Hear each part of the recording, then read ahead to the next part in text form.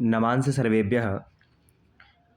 प्रिय छात्रों, आज आपके सम्मुख प्रस्तुत है दीपकम पाठ्यपुस्तक कक्षा 6 के लिए द्वादशः पाठः आलस्यम ही मनुष्याणां शरीरस्थो महान रिपुः।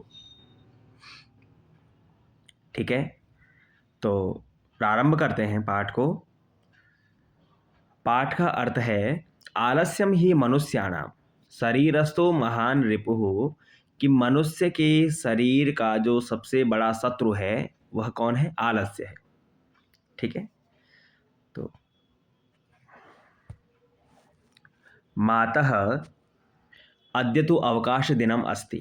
बालक अपनी माता से कह रहा है कि आज मेरा अवकाश का दिन है। अद्य अहम संपूर्ण दिने विश्रामम करिष्यामि। आज मैं पूरे दिन भर विश्राम करूंगा, आराम करूंगा। तो माता कहती हैं अवकाशः विद्यालयस्य अस्ति। बेटा, अवकाश आपके विद्यालय का है, न तो स्वाध्यायस्य। स्वाध्याय का अवकाश नहीं है, अर्थात जो आपने घर में स्वयं से पढ़ना है उसका अवकाश नहीं है। बहु आलस्यम करोसि, तुम बहुत आलस्य करते हो। उत्तिष्ठ, उठो। परिश्रमम कुरु, परिश्रम करो।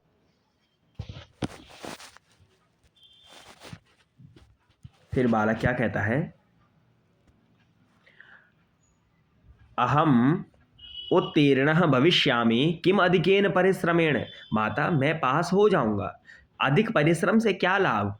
तो माता कहती है यह परिश्रमम करोति सह एव जीवने सफलतां प्राप्नोति। बेटा, जो अपने जीवन में परिश्रम करता है वही सफलता को प्राप्त करता है। परिश्रमः एव मनुष्यस्य मित्रम अस्ति। केवल और केवल परिश्रम ही, मेहनत ही उसका मित्र है। आलस्यम तो शत्रु एव अस्ति। आलस्य उसके जीवन का सबसे बड़ा शत्रु है, सबसे बड़ा दुश्मन है। तो बच्चा पूछता है तत्कथम माता। माता, वो कैसे? तो यदि माता कह रही हैं यदि ज्ञातुम इच्छसि तर्हि एताम कथाम पठ। अगर तुम जानना चाहते हो तो इस कथा को पढ़ो। तो माता एक कथा जो है बालक से कहती हैं।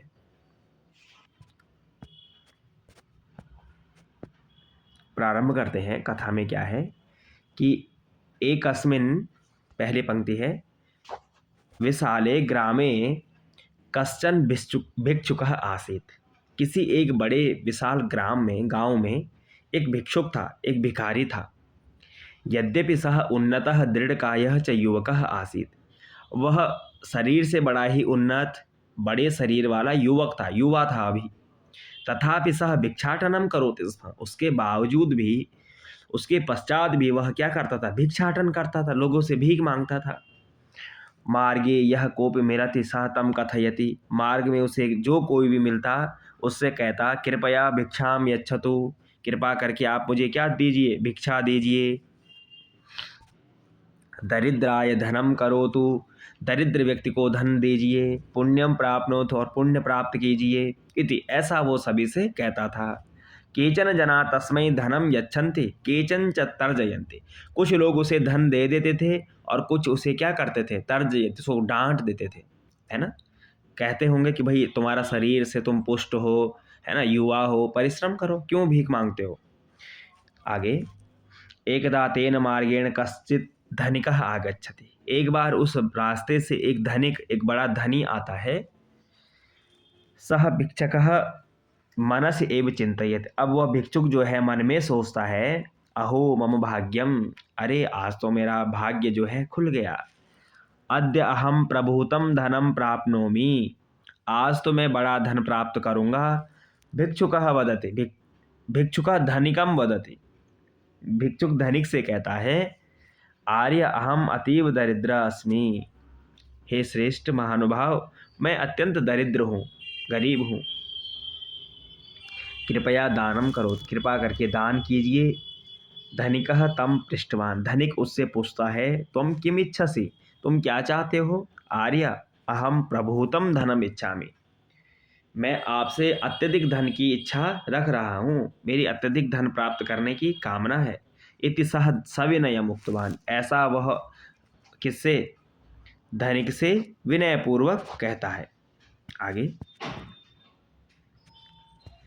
तदा धनिकः वदति, धनिक कहता है, अहम तुभ्यं सहस्रम रूप्यकाणि यच्छामि, मैं तुम्हें 1000 रुपये दूंगा, त्वं माम तव पादो यच्छ, तुम मुझे अपने ये दोनों पैर दे दो। भिक्षुकः वदति, अहम मम पादो तुभ्यं कथम ददामि, मैं अपने पाँव तुम्हें कैसे दूंगा, क्यों दूं? तो बिना पादो कथम वा चलामि, तो बिना पैरों के मैं कैसे चलूंगा? धनिकः वदति, अस्तु त्वं 5,000 रूप्यकाणि स्वीकुरु, अच्छा चलो ठीक है, तुम 5,000 रुपये रखो, तब हस्तौ यच्छ, है ना, तुम मुझे क्या करो, अपने ये दोनों हाथ दे दो। भिक्षुकः वदति, हस्ताभ्याम विना अहम भिक्षाम कथम स्वीकरोमि, अरे हाथों के बिना मैं भीख कैसे मांगूंगा।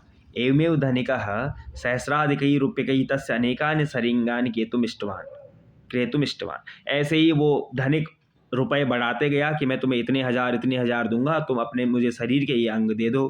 किंतु भिक्षुकः निराकृतवान, परंतु भिक्षुक भी बार बार क्या होता गया, मना करता गया कि नहीं, मैं पाँव भी नहीं दूंगा, हाथ भी नहीं दूंगा, अगर आंख दूंगा तो देखूंगा कैसे, है ना। इस प्रकार से हर अंग को मना करता गया। आगे, तदा धनिकः उक्तवान पश्य मित्र, तब धनिक बोला, देखो मित्र, तव समीपे एव सहस्राधिक मूल्यानि वस्तूनि सन्ति, तुम्हारे पास हजारों रुपए से भी अधिक मूल्यवान वस्तुएं हैं। तथापि किमर्थम तुम आत्मानं दुर्बलम मन्यसे, तो तुम अपने इस शरीर को क्यों दुर्बल मान रहे हो, क्यों कमजोर मानते हो। सौभाग्येन एव वयम मानव जन्म प्राप्तवन्तः, सौभाग्य से हमको ये मानव जन्म प्राप्त हुआ है। अस्य सफलतार्थम प्रयत्नं कुरु, इसकी सफलता के लिए तुम प्रयत्न करो। इतः गच्छ, और यहाँ से जाओ, शुभम भवतु, तुम्हारा कल्याण होगा, अच्छा होगा। तस्मात् दिनात् भिक्षुकः भिक्षाटनं त्यक्त्वा, उसी दिन से उस भिक्षुक ने भीख मांगना छोड़ करके परिश्रमेण धनार्जनम कृत्वा, परिश्रम पूर्वक धन कमा करके सगौरवम जीवन यापनम आरब्धवान, गौरव के साथ में, सम्मान के साथ में जीवन यापन करना प्रारंभ किया। अतएव सज्जना वदन्ति, इसलिए सज्जन कहते हैं, आलस्यम ही मनुष्याणाम शरीरस्थो महान रिपु, आलस्य मनुष्य शरीर का सबसे बड़ा शत्रु है। नास्त्युद्यम समो बंधु कृत्वा यम नावसीदति, उद्यम के समान, परिश्रम के समान कोई मित्र नहीं है जिसको करने से वो कभी दुखी नहीं होता है। तो सारांश ये है छात्रों कि हमें सदैव अपने जीवन में क्या करना चाहिए, परिश्रम करना चाहिए, है ना, परिश्रम के समान कोई मित्र नहीं है। इसके शब्दार्थ, दृढ़कायः, दृढ़ शरीर वाला, भिक्षाटनम, भीख के लिए घूमना, प्रभूतम, अत्यधिक, ढेर सारा, अतीव, बहुत सारा, मह्यम, मुझे, शरीरंगानि, शरीर के अंग, निराकृतवान, अस्वीकार किया, मना कर दिया, दुर्बलम, निर्बल, त्यक्त्वा, त्याग करके, नावसीदति, दुख नहीं होता है ना, दुख प्राप्त नहीं करता है। तो प्रिय विद्यार्थियों, ये हमने पाठ अभी तक पढ़ा। आइए अब इसके प्रश्नोत्तर की ओर चलते हैं। देखिए,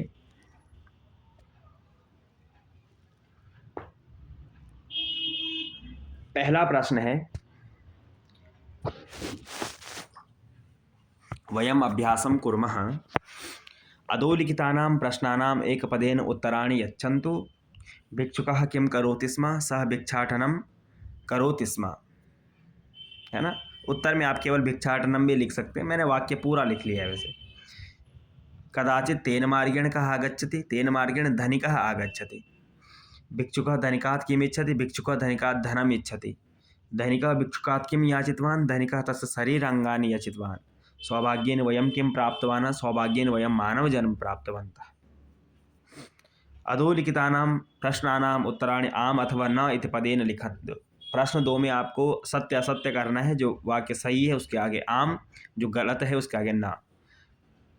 ग्रामे कश्चन भिक्षुकः आसीत्, आम, भिक्षुकः उन्नतः दृढ़कायः च आसीत्, आम, जनाः तस्मै दण्डं यच्छन्ति, न, भिक्षुकः प्रभूतं धनम् इच्छति, आम, भिक्षुकः धनिकाय पादौ ददाति, न, भिक्षुकः भिक्षाटनं त्यजति, आम। प्रश्न 3 में अधोलिखितेषु वाक्येषु द्वितीया विभक्तेः शब्दानां द्विवचने परिवर्तनं कृत्वा वाक्यानि लिखन्तु। यहाँ पर वचन परिवर्तन करना है जो द्वितीय विभक्ति के हैं। द्वितीय विभक्ति के शब्द ये हैं, देखिए जो थोड़ा गाढ़े काले अक्षरों में लिखे हैं, बोल्ड अक्षर में हैं, इनको द्वितीया में परिवर्तन करना है, ठीक है, द्विवचन में परिवर्तन करना है। तो आपणिकः अंकनीम ददाति, आपणिकः अंकन्यौ, अंकनीम का अंकन्यौ हो जाएगा, ठीक है। मातामही कथां श्रावयति, मातामही कथे श्रावयति। सैनिकः मां रक्षति, सैनिकः आवां रक्षति। कृष्णः कन्दुकं गृह्णाति, कृष्णः कन्दुके गृह्णाति। छात्रः श्लोकं पठति, छात्रः श्लोको पठति। आगे चित्रं दृष्ट्वा द्वितीया विभक्ति वाक्यानि रचन्तु। द्वितीया विभक्ति के वाक्य बनाने हैं। बालिकाः विद्यालयं गच्छन्ति,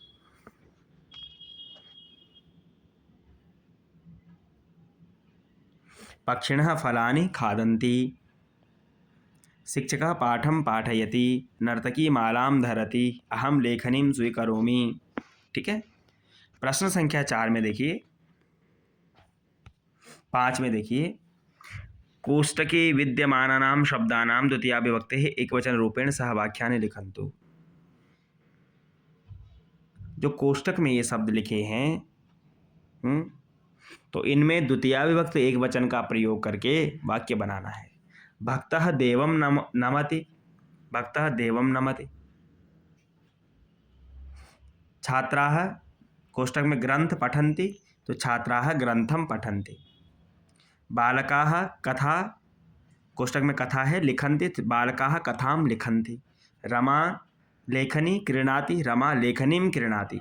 शिक्षकः अस्मत् पाठयति, शिक्षकः मां पाठयति। अर्जुनः नदी पश्यति, अर्जुनः नदीं पश्यति।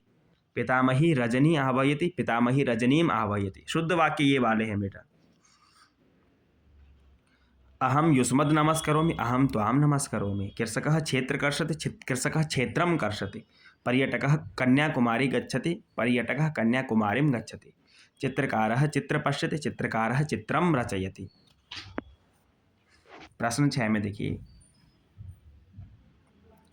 द्वितीया विभक्तेः एकवचन शब्दानां बहुवचने परिवर्तनं कृत्वा वाक्यानि रचयन्तु। एक वचन का बहुवचन में परिवर्तन करना है। अरुणः दूरवाणीं नयति, अरुणः दूरवाण्यः नयति। पिता लेखनीम् आनयति, पिता लेखन्यः आनयति। जननी पाकं रचयति, जननी पाकान् रचयति। मातामहः मां बोधयति, मातामहः अस्मान् बोधयति। अग्रजा त्वाम् आह्वयति, अग्रजा युष्मान् आह्वयति। प्रश्न 7 है, अंतिम प्रश्न है। अधः प्रदत्तं चित्रं दृष्ट्वा द्वितीया विभक्तेः प्रयोगं कृत्वा 10 वाक्यानि रचयन्तु। चित्र को देखते हुए द्वितीया विभक्ति का प्रयोग करके आपको वाक्य बनाने हैं। द्वितीया विभक्ति कर्म में जो है द्वितीया होती है ना, कर्मणि द्वितीया। तो कर्म में किसका प्रयोग करना है? द्वितीया का। बालकाः योगं कुर्वन्ति, ये योगम में द्वितीया आ गई, बालक योग करते हैं। गुरुः छात्रान् पश्यति, छात्रान् में द्वितीया आ गई। छात्राः गुरुं पश्यन्ति, गुरु में द्वितीया आ गई। बालकः संगणक यंत्रं चालयति, संगणक यंत्रम में द्वितीया आ गई। बालिकाः क्रीडां कुर्वन्ति, बालक खेल रहे हैं, बालिकाः खेल रही हैं, तो क्रीडां में क्या आ गई? द्वितीया आ गई। ऐसे ही आपको यहाँ पर द्वितीया विभक्ति का प्रयोग करके अन्य वाक्यों की भी रचना करनी है। तो इस प्रकार हमने देखा कि आलस्यम ही मनुष्याणाम शरीरस्थो महान रिपु। पाठ का अर्थ को समझा, श्लोक को पढ़ा, श्लोक के अर्थ को समझा, भावार्थ को देखा और उसके प्रश्न उत्तर अभ्यास प्रश्न जो थे वो किए। 7 प्रश्न इसमें थे। धन्यवाद।